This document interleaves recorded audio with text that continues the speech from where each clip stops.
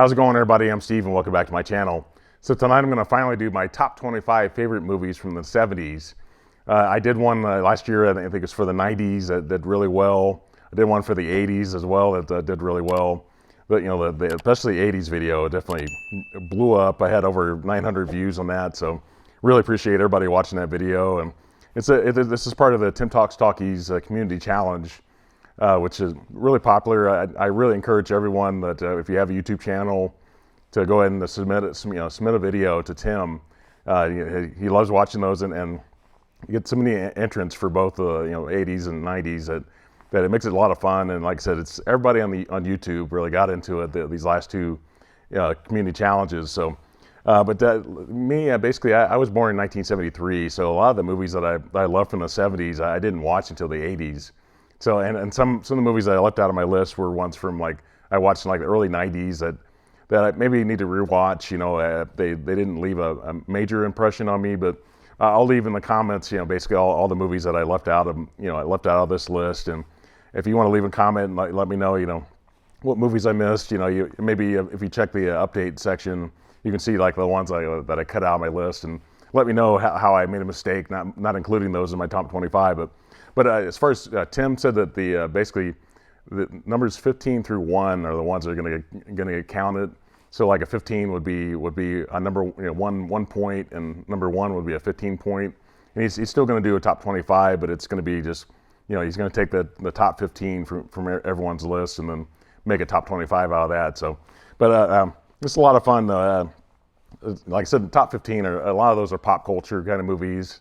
Like I said, I was really young when I saw these movies for the first time. So, but starting this off at number 25, this one is from Paul Newman and starring the Indiana legend Steve McQueen. But it's from 1974, and the movie is The Towering Inferno. This is like a 3-hour movie. It has OJ's in it. 1974. So it's just completely different there. Just I guess Paul Newman and Steve McQueen were kind of rivals at the time, and they ended up becoming close friends. But I love this movie though. It's got this crazy ending. It's part of those 70s disasters movies. How can I not include this one and one other movie that came from the same producer? So yeah, number 25, we got The Towering Inferno. And number 24, this is actually the second team up between Al Pacino and Sidney Lumet. This is from 1975, and the movie is Dog Day Afternoon. I finally saw this last year. It was amazing to watch it. I thought these two, this director and this star really made a great team. There's another movie that I have actually coming up here very shortly that they teamed up on the first time, and it's just a crazy story, really interesting, a human kind of story, something you'd have to watch to kind of understand what I mean by that. But Al Pacino is really great in this. So at number 23 for 1978, I have the movie Animal House. This is starring John Belushi. It's directed by John Landis. It's co-written by Harold Ramis, and as Doug Kinney, the guy who's really involved with the National Lampoon's magazine. Wacky comedy. A lot of movies in the 80s definitely copy this formula, especially college movies. We're big on this one. I don't know, some of the comedy I think is maybe not translated as well these days, but for me, I enjoy a lot of stuff. A lot of the references from this movie. So great movie.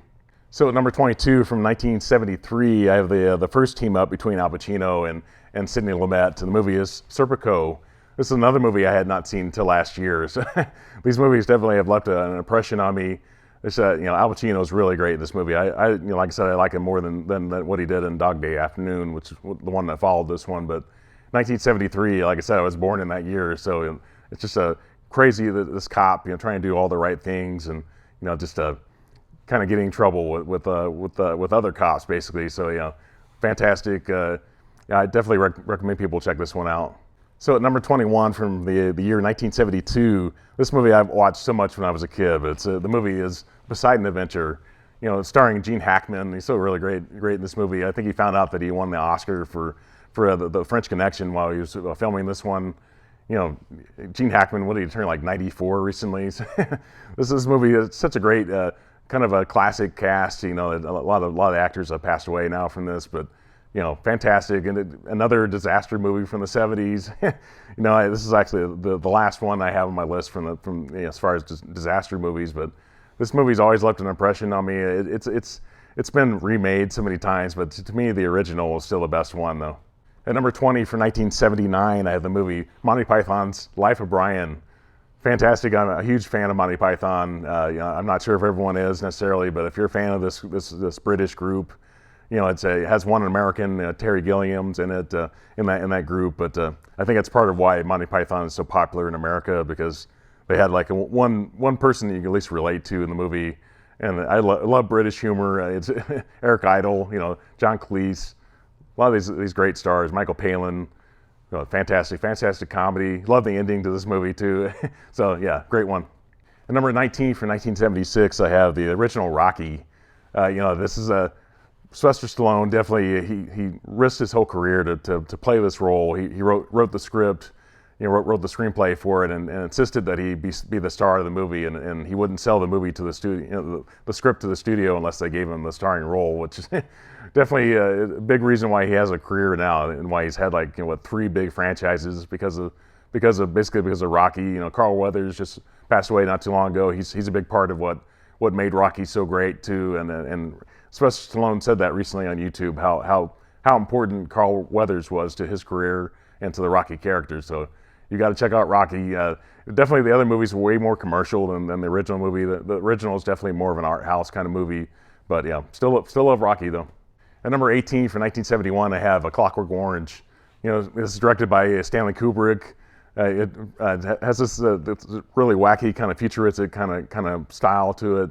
It has David Prowse, the original, Darth Vader's in it. Fantastic, weird movie. I was going to have another Stanley Kubrick movie on my list, and you check the honorable mentions, you'll see that one. But Clockwork Orange, Malcolm McDowell is really great in this movie. Just a really stylistic kind of movie that's been copied so many times. But you've got to check out Clockwork Orange for sure. At number 17 for 1977, this one was actually the movie that beat Star Wars for Best Picture. The movie is Annie Hall. This is it's written, co-written, directed, and starring Woody Allen. Fantastic comedy, definitely a movie that people have definitely copied over the years. To me, it's not as good as Star Wars, but it's worthy though. I don't really hate the fact that it won Best Picture, but it's definitely not as memorable as Star Wars. Didn't spawn a huge franchise like that movie did, but I still love Annie Hall though. It's a fantastic movie. So at number 16 for 1973, I have the movie American Graffiti. This is directed by George Lucas. It was like a challenge from Francis Ford Coppola to Lucas to have him do something that wasn't science fiction related, and I think he did a great job. It has a young Harrison Ford. I think his first film role was in this one. Ron Howard's in it. Richard Dreyfuss is in it. Just all these characters that got into that group with Lucas and Spielberg. That whole thing. The two best friends that a lot of the actors played in both of their movies. At number 15 for 1978, I have the movie Grease.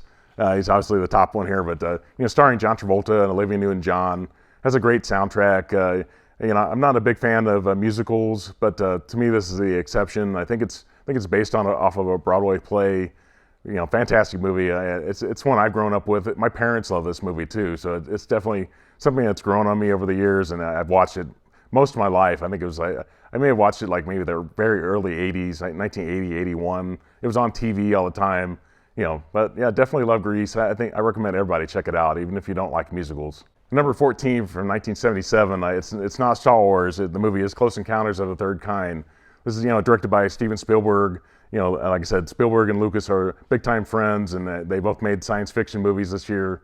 And it's starring Richard Dreyfuss. If you've seen another movie I have on my list, Richard Dreyfuss was on fire in that decade. But I enjoy this movie a lot. I love the ending to it. Love the soundtrack from John Williams, whom worked a lot with Lucas and Spielberg. So definitely Close Encounters. At number 13 from 1978, I have Superman. It's from director Richard Donner. Brought Christopher Reeve made him a star. The effects in this movie were way ahead of their time. Gene Hackman's in it. It's such a great cast. It had 3 sequels. Richard Donner did such a great job, and unfortunately he got fired before he finished Superman 2. But I thought he did a great job in this one, and I miss Richard Donner and Christopher Reeve. So it's a movie I've grown up with. I love it. At number 12 from 1974, this is one of 2 movies. I have Godfather 2. It's Francis Ford Coppola, Al Pacino, so great in this movie. It's got Robert De Niro. He won an Oscar for his role in this movie. Kind of overshadowed Al Pacino in a lot of ways. Al Pacino was so great in the first movie, and he could have easily won an Oscar for that one, but Marlon Brando kind of took it from him. I think they were both in the same category. I'll talk about the first movie later on, but so I have to leave this one to the side and bring it up again because obviously the first movie is the best in my opinion out of the trilogy. So I'll talk about that one again here later. At number 11 for 1975, I have One Flew Over the Cuckoo's Nest. It's starring Jack Nicholson, really great. It has a really young cast in it. It has Brad Dourif, the guy that played Chucky, did the voice of Chucky years later, was in this movie. I think this might have been his debut movie. But yeah, I love this one. I had not, until last year, I hadn't watched it in a long time. When I watched it again, on the revisit, I definitely loved it. This movie won Best Picture. Jack Nicholson was fantastic. Like I said, the 70s was definitely Jack Nicholson's start of his becoming a big-time star, and obviously being even larger star in the 80s and 90s. But Jack Nicholson's really great in this movie. At number 10 for 1976, I have Taxi Driver. This is, Robert De Niro. It's directed by Martin Scorsese. Fantastic. Just that really dark story from the 70s was definitely known for dark stories at the time. If it wasn't like a superhero movie or a popcorn movie, a lot of the other movies were really dark, and this one's no exception. Robert De Niro is fantastic in this movie too. Like I said, the 70s was definitely his decade as well. He had a great 80s and 90s career as well, but the 70s definitely is his prime, I think, where he's winning Oscars and getting Oscar nominations, and a lot of people recognize him a lot from Godfather 2. So yeah, Taxi Driver. At number 9 for 1978, I have Dawn of the Dead. This is from George Romero, obviously a sequel to Night of the Living Dead from 1968. Love this cast. Actually, 3 out of the 4 members from this cast are from Indiana. 2 of the main stars, it has 4 main stars in the movie, but 2 of them are from Indianapolis. One guy's from Evansville. I think the other guy's from New York. So yeah, I love this story. A lot of the makeup effects from Tom Savini they were kind of ahead of their time, and I think some of them don't look fantastic in the movie. But love this movie though. It's one of my favorite horror movies of all time. At number 8 from 1973, I have The Exorcist. This is another horror movie, a classic horror movie. Definitely, I always love the last 30 minutes of this movie, especially. It's definitely a kind of a slow build kind of horror movie, but I grew up Catholic, so for me, I can definitely relate to exorcisms and possession, that kind of thing. It's definitely was really kind of ahead of its time in 1973, and people were really frightened, especially when you go with like a religion like that. Definitely could scare people, especially at the time. At number 7 from 1979, I have The Warriors. This is a release from Arrow Video recently. They finally put the original theatrical version on Blu-ray and 4K, and fantastic movie. I've always loved the story in New York. It's just that whole thing of these gang members trying to survive their elements. Love it though. It's just the battle throughout the movie is fantastic. David Patrick Kelly's really great in the movie as well. So love this movie. At number 6 from 1978, I have Halloween. Fantastic from John Carpenter. It's one of those great horror movies. I think one of my all-time favorites. I think it's one that's definitely stood the test of time. Obviously spawned a huge franchise, and John Carpenter only directed the first movie. He worked on other stuff. I think he did a lot of the writing for some of the movies and did a lot of the film scores. But he only directed this first movie, and I think it's the best one. At number 5 from 1979, I have the original Alien. This is directed by Ridley Scott. It has Sigourney Weaver.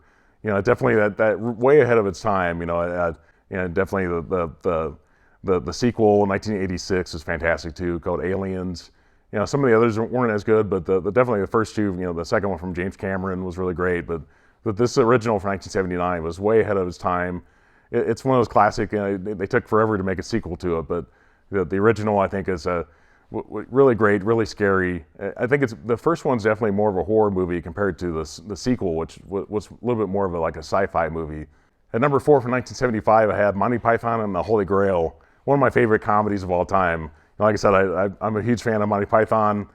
That's why I have Life of Brian was on my list as well. But definitely the original. I think it's so quotable. I mean, I can watch this movie and just quote line after line from the movie. I think it's something I've never forgotten. The humor is great. Like I said, if you're not a fan of British humor, maybe you wouldn't connect with it as well as I do. But definitely love this movie about Holy Grail. So fantastic comedy, and I love this comedy troupe.